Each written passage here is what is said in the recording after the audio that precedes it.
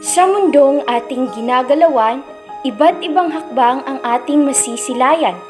Binubuo ng mga taong nagtataglay ng natatanging pinagmulan, na kung saan ang pinagmulan ay siyang nagtakda ng tunay pagkakakilanlan. Kultura. Kultura ay isang malawak at mahalagang konsepto sa ating lipunan. Ito ang naglalaman ng mga kaugalian, paniniwala, gawi at tradisyon ng isang partikular na grupo ng mga tao. Sa pamamagitan ng kultura na ipapahayag ang isang lipunan ng kanilang pagkakakilanlan, kasaysayan at halaga. Ikaw, handa ka na bang libutin ang lawak ng mundo at pag-usapan ang iba't ibang kultura nito? Samahan niyo kaming magdiskubre sa iba't ibang elemento ng kulturang Banyaga at Pilipino.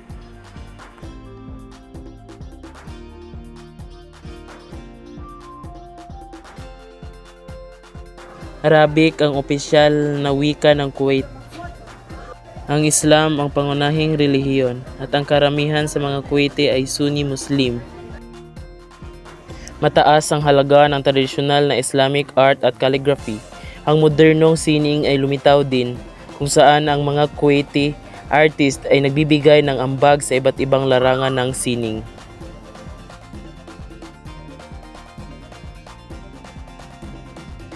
Ang tradisyonal na musika ng Kuwait ay kadalasang kasamang paggamit ng mga instrumento tulad ng oud at tabla. Ang lutong bahay ng mga Kuwaiti ay nahaluan ng mga lasa mula sa Arabian, Persian, Indian at Mediterranean. Madalas ay may kasamang bigas, isda, kambing at iba't ibang uri ng pampalasa. Kasaysayan. Ang pagiging maligaya ay sentro ng mga tradisyong Kuwaiti. Ang mga tradisyonal na pagbati at kilos tulad ng paghahain ng kape ay mahalaga sa mga sosyal na interaksyon. Malakas ang mga pamilyang ugnayan at itinampok ang paggalang sa mga mas matatanda. Pangunahing wika at mga regional na wika ng India. Ang pangunahing relihiyon sa India ay Hinduismo na kinabibilangan ng karamihan ng populasyon. Sining ng pintura, miniature painting, mural painting at iba't ibang anyo ng contemporary painting. Pangalawa, musika.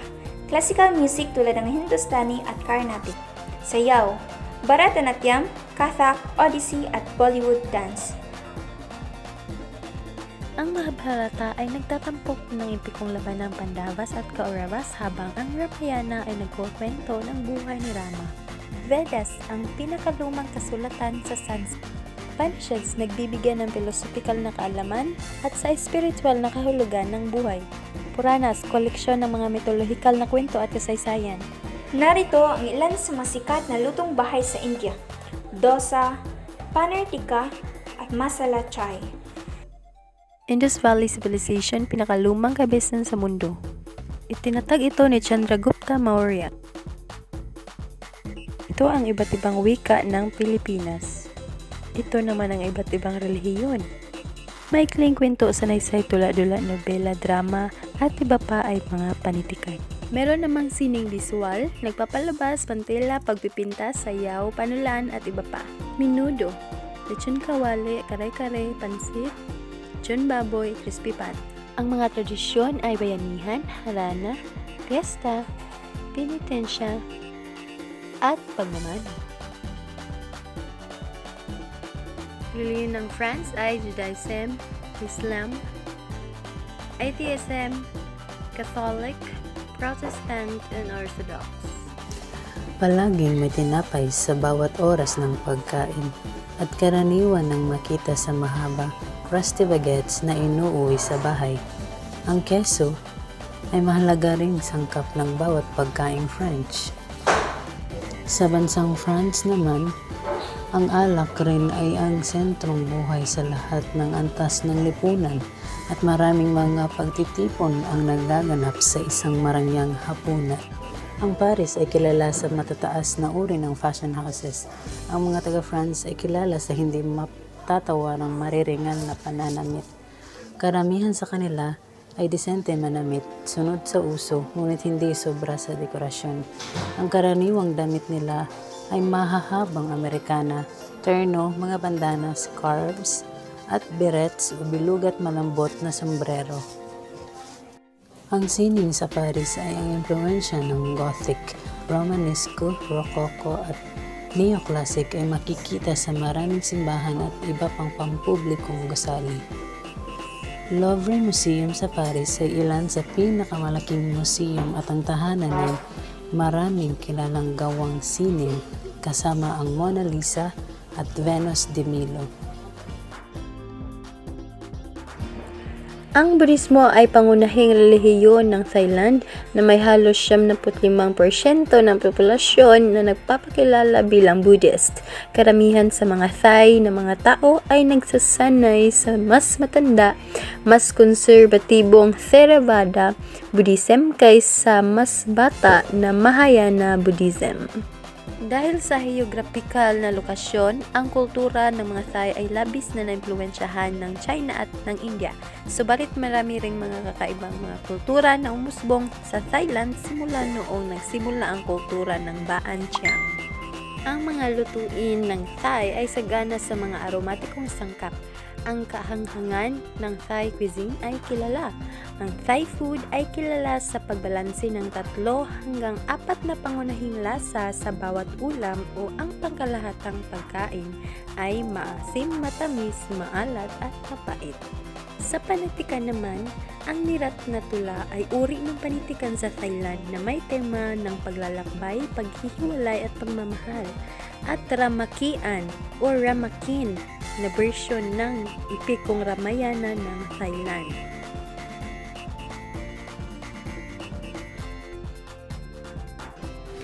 Narito ang mga relihiyon ng Mexico ayon sa census taong 2020. Una, Catholicism, 77 at 8%. Kasunod naman ito ay ang Protestantism, 11 at 7%. Kasunod naman ay ang non-religious, 8 at 4%. At kasunod nito ay ang other Christian, 1 at 8%. At ang panghuli ay ang other religions, 0 at 3%. Ang kasaysayan ng Mesoamerican bago ang pagdating ng Europe ay tinatawag na Pre-Hispanic Era o ang Pre-Columbian Era. Kasunod ng kalayaan ng Mexico mula sa Espanya noong 1821, ang kaguluhan sa politika ay sumira sa bansa. Ang France, sa tulong ng mga konserbatibong Meksikano, ay nakakuha ng kontrol noong 1860 sa panahon ng Ikalawang Imperyo ng Mexico. Ngunit kalaunan ay natalo. Ang tahimik na maunlad na paglago ay katangian noong huling bahagi ng ika-19 na siglo. Ang mga tipikal na kasuotan ng Mexico ay mayroon ding mga karaniwang elemento. Halimbawa, ang karamihan sa mga kasuotan na ginamit upang gawin ang mga kasuotan ay mga spina cotton na pinutol ng kamay o lokal na sulta. Tulad ng para sa pangdekorasyon na mga motif, ang pinakaginagamit ay mga bulaklak at paru-paro. Mga halimbawa ng pagkain sa Mexico: salsa, guacamole, fajito, burrito, tacos, nachos at iba pa. At dito nagtatapos ang ating cool trivia.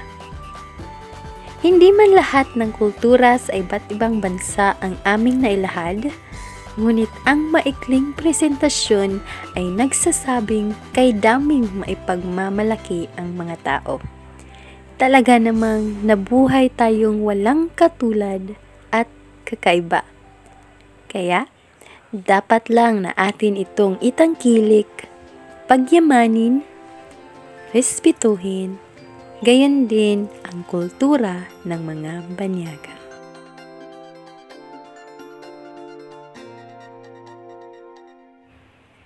Huwag nating kalimutan na ang kultura ang bumuhay ng mga lumang tradisyon at paniniwala.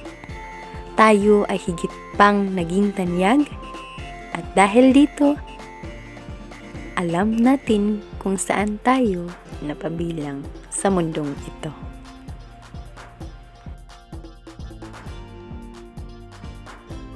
Maraming salamat sa panunood. Paalam!